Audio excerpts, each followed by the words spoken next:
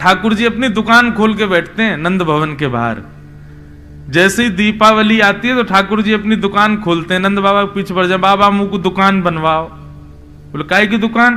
बोले कोई जलेबी बेच रहा है, कोई दिए बेच रहा है, कोई पटाखे बेच रहा है, कोई मिठाई बेच रहा है, मैं बेचूंगा।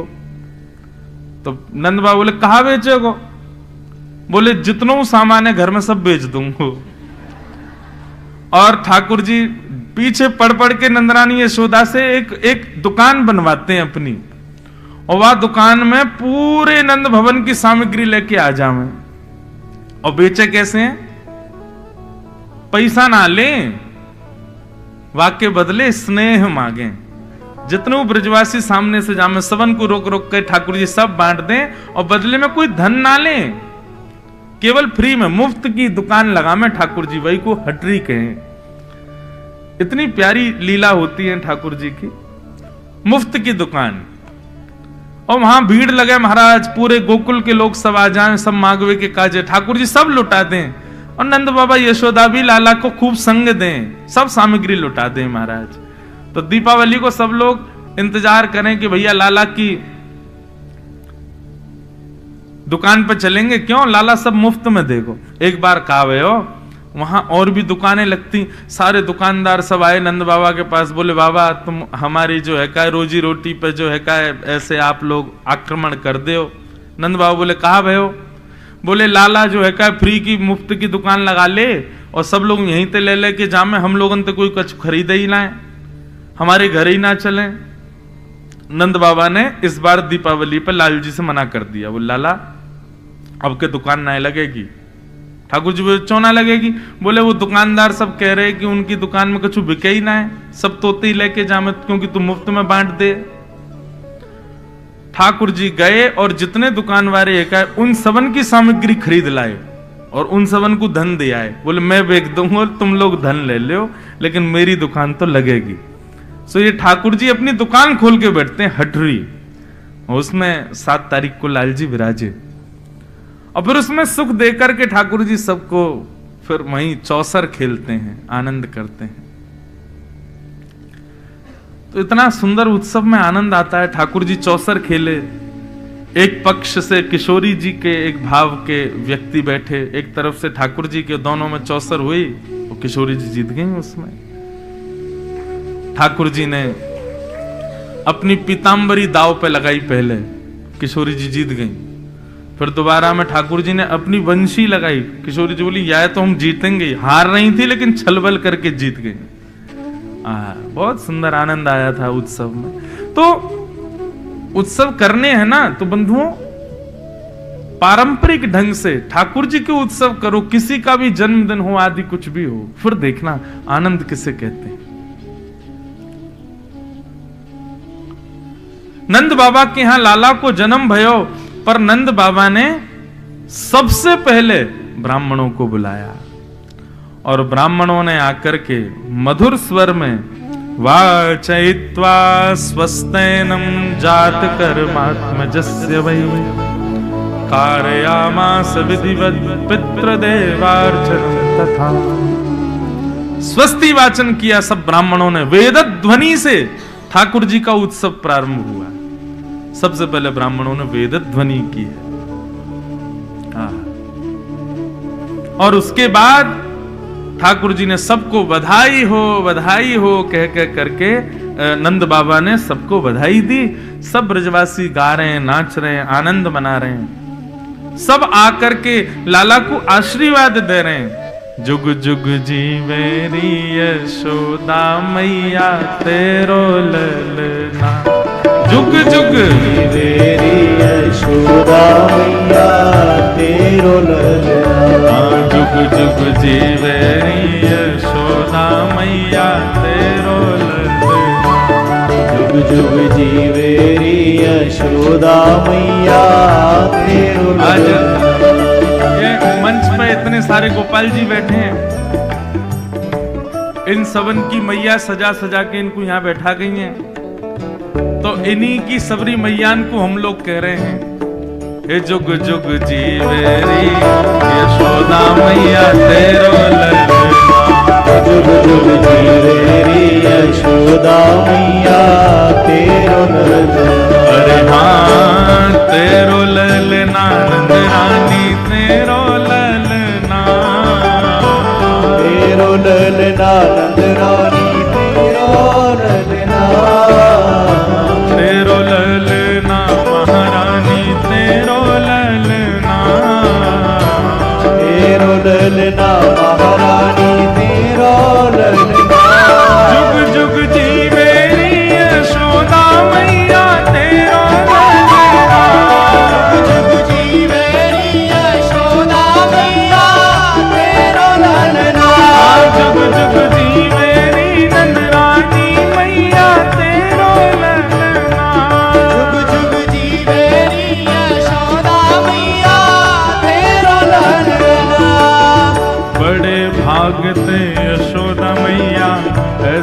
सुत तिन जायो।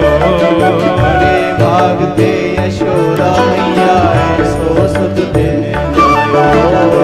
बड़े भागते यशोदा मैया ऐसो सुत तिन जायो।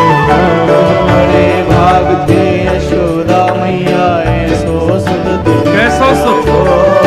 पूर्ण ब्रह्म जगत को स्वामी सोतन गोद खिलायो। पूर्ण ब्रह्म जगत को स्वामी सोते में गोद खिलायो। पूर्ण ब्रह्म जगत को स्वामी सोते ने गोद खिलायो। पूर्ण ब्रह्म जगत को स्वामी सोते में गोद खिलायो।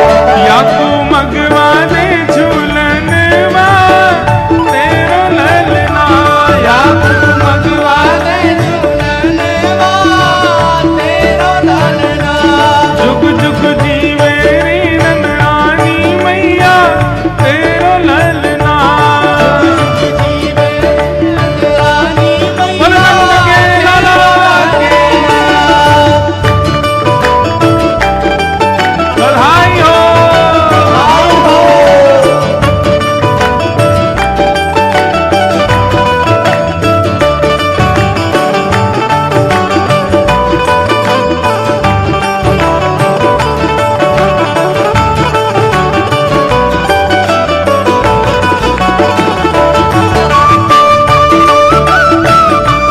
नंद के लाला की।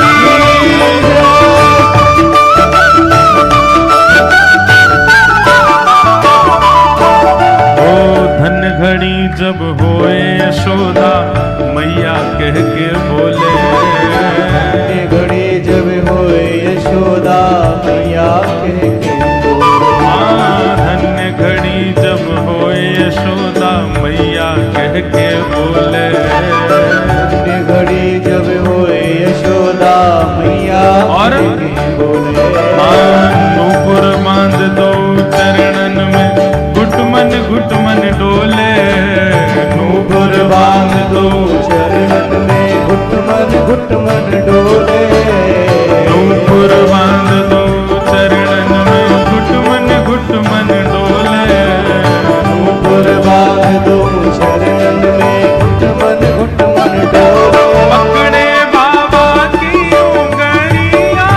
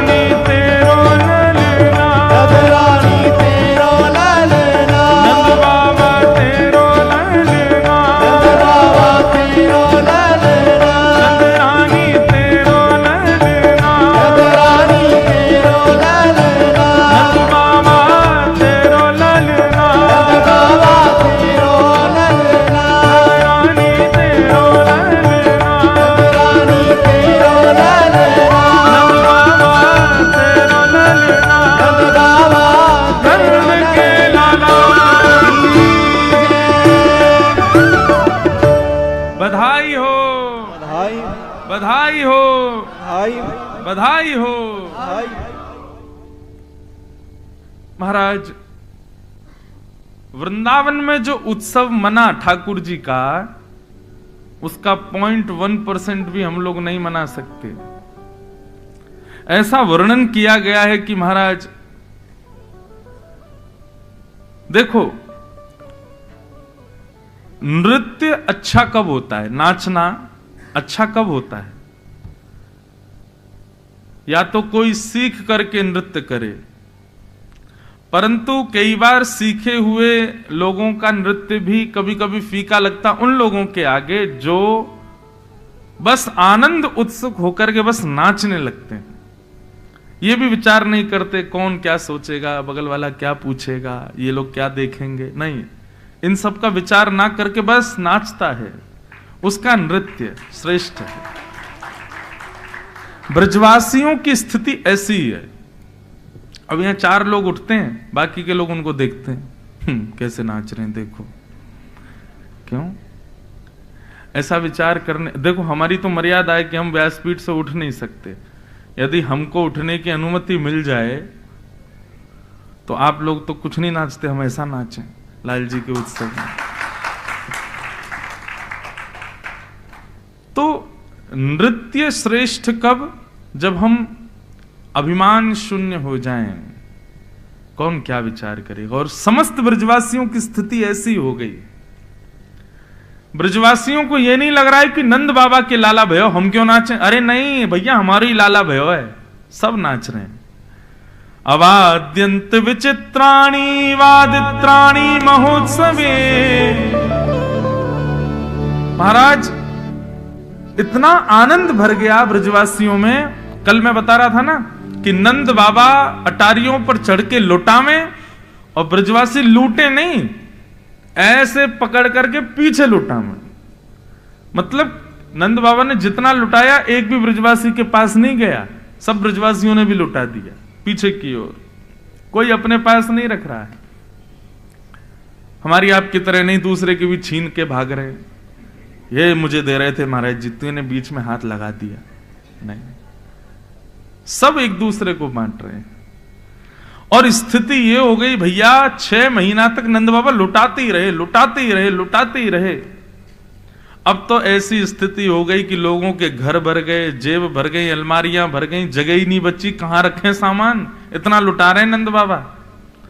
तो जितना लुटा रहे थे नंद बाबा, वो सब वृंदावन की रज में ही मिल गया। मानो रजों ने लूटा हो, वृंदावन ने लूटा हो, ब्रजधाम ने लूटा हो ठाकुर जी की बधाई को। अद्भुत, वर्णन का विषय नहीं है। भगवान कृष्ण के जन्मोत्सव के उत्सव का वर्णन नहीं किया जा सकता है। जो वर्णन यहां पर किया गया है वो समझने का विषय ही नहीं है, परे है, हमारी सोच से परे बात है। अवाद्यंत्र विचित्राणी, इसके पीछे मैं कभी कभी उदाहरण देता हूं कि भैया उत्सव चल रहा है, वाद्य बज रहे हैं, वाद्यों की अवधि होती है, 2 घंटा बजेंगे, 4 घंटे बजेंगे, 10 घंटे बज जाएंगे, 1-2 दिन बज जाएंगे, लेकिन 6 महीना तक कौन सा वाद्य बजेगा? 6 महीने तक अनवरत दिन रात वाद्य बज रहे हैं। तो भैया वाद्य तो 2-4 दिन में सब खत्म हो गए, टूट टाट गए। उसके बाद क्या बज रहे हैं? बोले विचित्र विचित्र वाद्य बज रहे हैं, थाली बज रहे हैं, कांसे बज रहे हैं, ढोल वगैरह तो बचे नहीं, तो दीवारी पीट रहे हैं लोग, जमीन ही बजा रहे हैं, एक दूसरे की कमर पे तबला बजा रहे हैं, खोपड़ी पीट रहे हैं। इस प्रकार मुंह से विचित्र विचित्र आवाज निकाल रहे हैं। अवाद्यंत्र विचित्राणी वादत्राणी महोत्सवे। बस उत्सव रुकना नहीं चाहिए। 4-4, 10-10 लोगों के झुंड बन गए और आपस में सब बैठ बैठ करके केवल बधाइयां गा रहे हैं, कान पे हाथ धर धर के, सब चारों ओर से घेर रखा है नंद भवन को। वो स्थिति विचार करते हैं, कभी सोचते हैं तो लगता है कैसी रही होगी।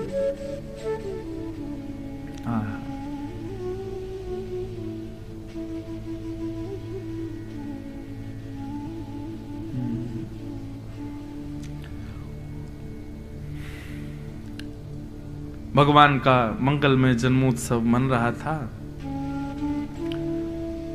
तभी कंस के द्वारा भेजी गई पहली राक्षसी पूतना का वहां आगमन हुआ।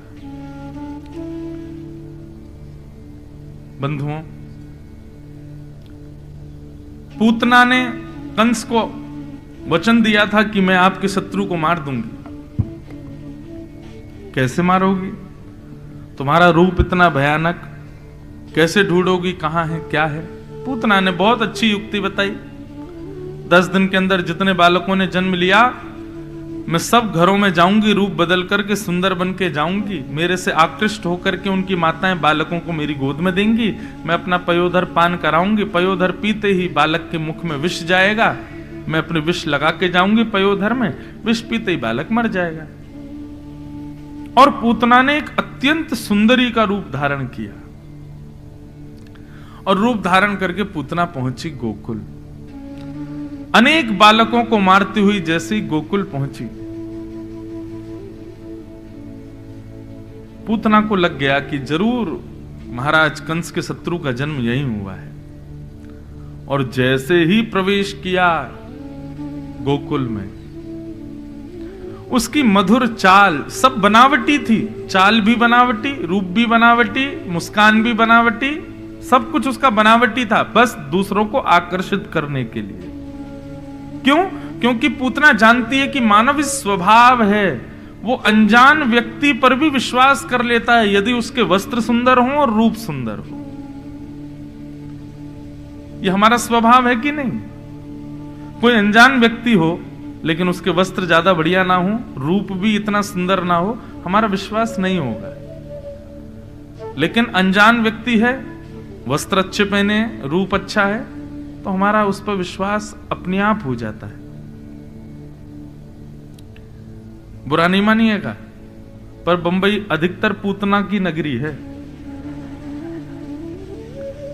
आप सब नहीं, पर यहां पर सब बनावटी रहते हैं, सबको लुभाने वाले, सबको अपनी ओर आकृष्ट करने वाले, आकर्षण करने वाले।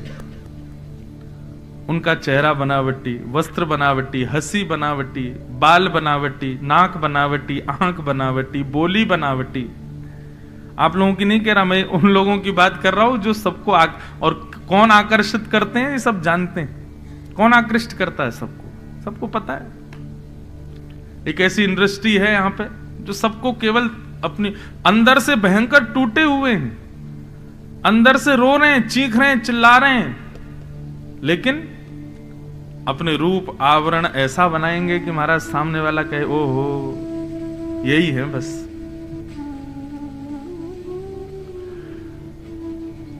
तो सब बनावटी था पूतना का, कुछ भी वास्तविक नहीं था। कई बार वास्तविक रूप में आ भी जाते हैं तो लोग उनको पहचान ही नहीं पाते, ये वही है। ओहो मेरा अभिप्राय मेकअप से मत लेना आप लोग, सौंदर्य जो बाह्य लगाते हैं उससे नहीं। हम अपने विषय पे ही चलें। तो पूतना को देख के सब मोहित हो गए। पूतना को देखना तो बहुत दूर की बात है, पूतना की जो गजगामिनी चाल थी, उस चाल में भी उसके नूपुरों की जो छम छम छम, एक समय की अवधि पर आने वाली उसकी नूपुरों की जो ध्वनि थी ना, उस पर भी ग्वाले मोहित हो गए।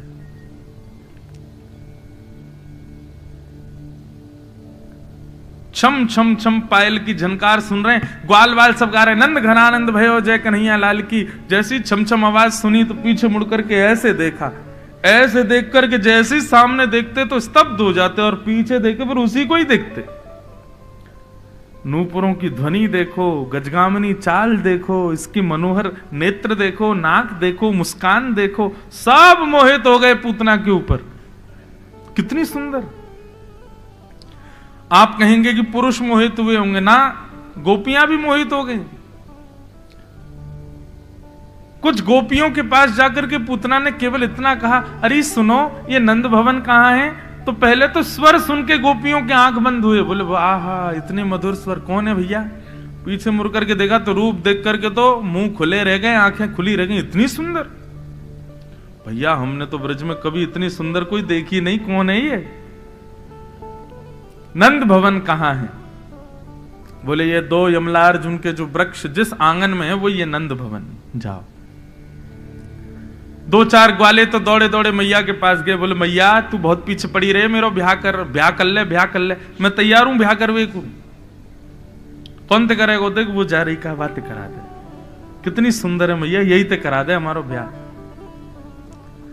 कहने का अभिप्राय पूतना ने सबको अपनी ओर आकृष्ट कर लिया, आकर्षित कर लिया अपने रूप से, अपने भाव से, अपनी बोली से, जो कि सब बनावटी था। पूतना ने जैसे ही नंद भवन में प्रवेश किया, यशोदा मैया भी मोहित हो गई पूतना के ऊपर, इतनी सुंदर। अरे विधाता, मेरो लाला या तो कछु साल पहले ही जन्म ले ले तो, या ये कछु साल बाद जन्म लेती तो यही तो ब्याह कराती अपने लाला को, इतनी सुंदर बहू।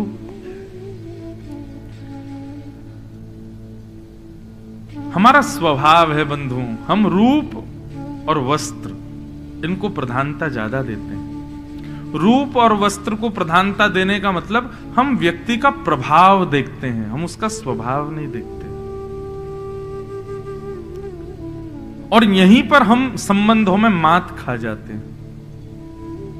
किसी का प्रभाव रुचिकर लगे, देखो प्रभाव से ना ही ब्याह करो, प्रभाव से ना ही मित्र बनाओ, और प्रभाव से ना ही गुरु बनाओ। इन 3 चीजों में प्रभाव को प्रधानता मत देना। पहली बात, मित्र को प्रभाव देखकर नहीं बनाना। पत्नी और पति, अपना जीवन संगी, उसका भी प्रभाव मत देखना। उसके प्रभाव कैसा, वो पढ़ने में कैसा, या पढ़ाई तो बहुत दूर की बात, उसका रूप या उसका श्रृंगार या उसका जो उसके रूप आवरण है बाहर के, उस पर रीझ करके ब्याह मत करना। और तीसरा, गुरु भी प्रभाव देख करके मत बनाना। इन 3 संबंधों में स्वभाव को प्रधानता दो। मित्र किसको बनाना है? रूप भले ही नहीं है, स्वरूप भले ही नहीं, स्वभाव बहुत अच्छा है। पति या पत्नी जीवन संगी किसको बनाना? रूप भले ही इतना शोभादायी नहीं है, स्वभाव बहुत मधुर है। और गुरु भी प्रभावशाली कितने हैं ये देख करके नहीं, स्वभाव कैसा है, ठाकुर जी के प्रति प्रीति कैसी, ये देख करके बनाओ। लेकिन पूतना के सब प्रभाव पर मोहित हो गए।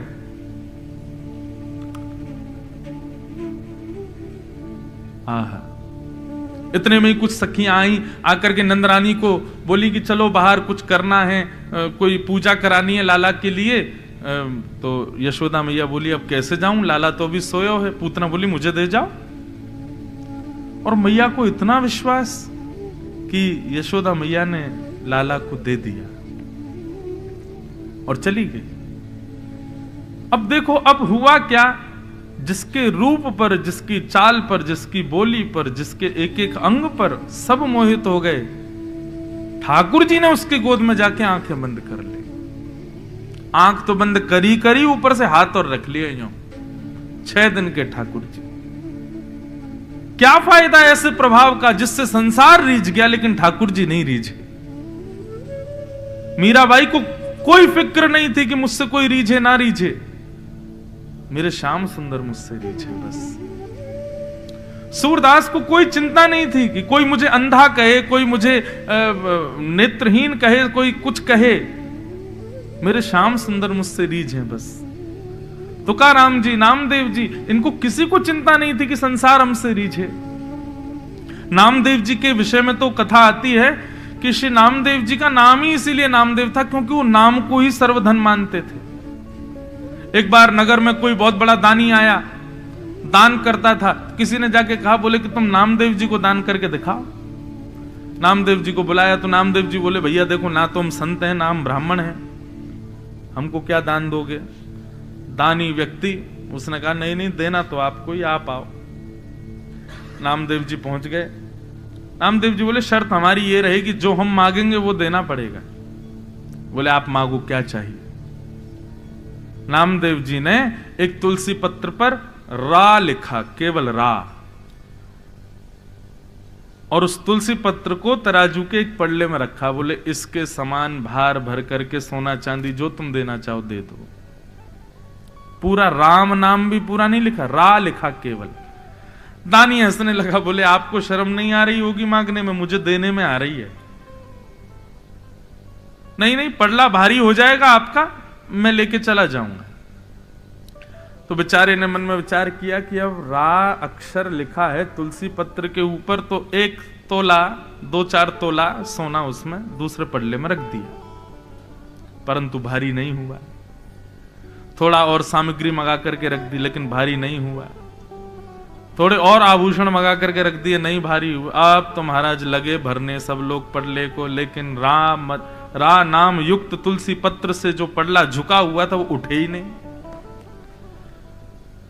इतनी संपत्ति महाराज भर दी, राजा ने अपनी पूरी संपत्ति लगा दी, लेकिन उस रा अक्षर के समान संपत्ति नहीं हो पाई। अंत में ब्राह्मणों ने आकर के कहा, बोले राजन तुम समझ नहीं रहे हो, ये इनका भजन है एक पड़ले में, तुम एक काम करो, तुम बहुत भजनानंदी हो, तुमने असंख्य दान किया है, तुमसे बड़ा दानवीर पूरे सृष्टि में कोई नहीं है। आज तक तुमने जितने पुण्य किए हैं उन पुण्यों का बल हाथ में लेकर के जल वो छोड़ो, तब ये ऊपर उठेगा। राजा ने किया। महाराज अपने सारे समस्त जीवन के पुण्य का बल हाथ में लेकर के संकल्पित करके पड़ले पर छोड़ा, तब भी वो रा शब्द ऊपर नहीं हुआ। अंत तो गत्वा नामदेव जी के चरणों में गिर गया। बोले कैसे होगा ये? बोले राजन, भगवान नाम महिमा है ये। ठाकुर जी के नाम को तुम पूरी सृष्टि भी रख दोगे तो भी ये ऊपर नहीं हो पाएगा। मैं तुमको यही बताना चाहता हूं, मुझे दान की आवश्यकता नहीं। क्यों? क्योंकि ये राम नाम मेरे पास है। मेरे पास में वो नाम विद्यमान है जिसके आगे तुम्हारा पूरा वैभव फीका पड़ जाएगा, उसकी तुलना नहीं कर पाएगा। तो मेरे पास तो ये है। अब तुमको भी यही कहना चाहता हूं, ये ज्यादा अपने धन प्रलोभ में मत रहो, सबको दान देते मत रहो। देना है तो सबको राम के नाम का दान करो, सबको कृष्ण नाम दान करो। तो ये भक्तजन, इनको फर्क नहीं पड़ता कि संसार में हमसे कोई रीझे नहीं रीझे, हमारे श्याम सुंदर रीझे बस। रूठे चाहे राजा वासे कछु न काजा, एक तू ही महाराजा और कौन पास जाएंगे। रूठे चाहे भाई वासे कछु ना भलाई, एक तू ही है सहाई और कौन को सराए। रूठे चाहे शत्रु और मित्र आठों याम, एक तेरे चरणन के नेह को निभाएंगे। जग सारा झूठा एक तू ही है अनूठा, रूठ जाए चाहे सारा जग पर तू ना रूठा चाहे। कोई भी रूठ जाए हमसे, हमारे पंडरीनाथ हमसे कभी ना रूठे। पूतना का कितना बड़ा दुर्भाग्य, कितना बड़ा दुर्भाग्य। भगवान के पास चली गई, भगवान के सन्मुख चली गई, ठाकुर जी उसकी गोद में लेटे, लेकिन फिर भी ठाकुर जी के नेत्रों की पात्र नहीं बन पाई वो। कितना बड़ा दुर्भाग्य है पूतना का। मुझसे यदि पूछा जाए कि राक्षसों में सबसे बड़ा दुर्भाग्यशाली कौन, तो पूतना है। इतना सामीप्य मिल गया उसको भगवान का, फिर भी भगवान के नेत्रों की पात्र नहीं बन पाई। बंधु, हम भक्ति क्यों करते हैं? आपके जो भी डेफिनेशन है, आपकी जो भी इच्छाएं हैं अपने पास, आप उसको सजा के रखिए, लेकिन मेरी एक बात मानिए, हम भक्ति इसीलिए करते हैं, हम वैष्णवता इसलिए अपने जीवन में ला रहे हैं, हम भागवत सुनकर के इसलिए भक्ति पथ के अनुगामी बन रहे हैं, ताकि ठाकुर जी के नेत्रों के पात्र बन सके। ठाकुर जी हमको निहारे हैं, इसलिए हजारों लाखों लोग वृंदावन जा रहे हैं। बिहारी जी का दर्शन, राधा वल्लभ जी का दर्शन, राधा रमन जी का दर्शन। वृंदावन में आज भी सुबह की हेडलाइन थी कि कल करीब 5 से 7-8 लाख लोग थे वृंदावन में। यह विशेष बात नहीं है कि वृंदावन में 10 लाख लोग आ रहे हैं, यह विशेष बात है कि 10 लाखों में बिहारी जी किसको निहार रहे हैं, बिहारी जी की दृष्टि किस पे पड़ रही है। श्री राधारमन लाल जी को कौन, राधारमन लाल जी किसको देख रहे हैं? सब राधारमन जी को देख रहे हैं, ये बड़ी बात नहीं, उनकी दृष्टि किस पर पड़ रही है, ये बड़ी बात है।